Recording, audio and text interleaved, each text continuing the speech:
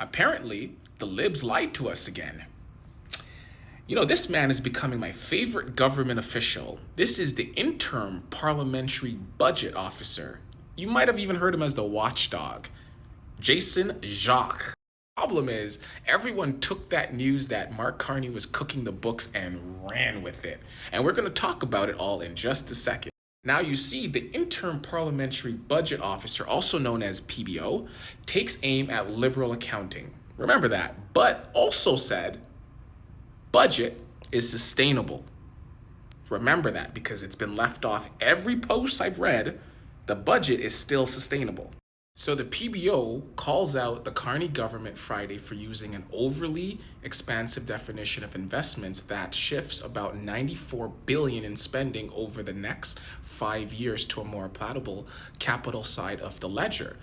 The PBO also said that the government's inclusion of such items as corporate income tax, expenditures, investment tax credits, and operating subsidies should not be considered as capital spending. So what does this mean? So first thing that we should discuss is what is capital investments? Capital investments are, think of big things that lasts a long time. Hospitals, bridges, government buildings, transit infrastructure.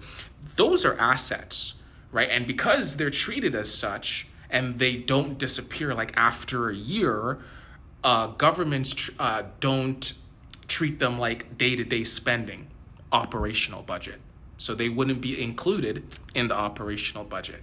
So when the PBO says capital investments is overly expansive, what he's saying is that the liberals move the operation cost into the capital investment box.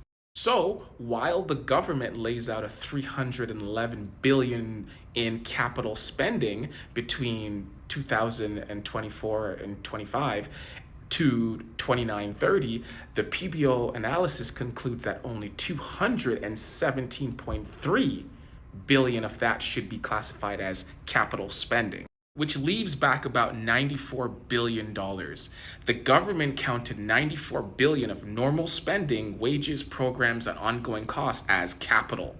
And that's the problem. You might be asking, what's the big deal here? Well, Mark Carney over here said he wants to cut operational cost. So we kind of know how he's going to do it now. Mark Carney over here is trying to replace our beloved government official. Why? Because Buddy's doing his job. Keep you guys updated. Remember, subscribe to the newsletter. Until next time.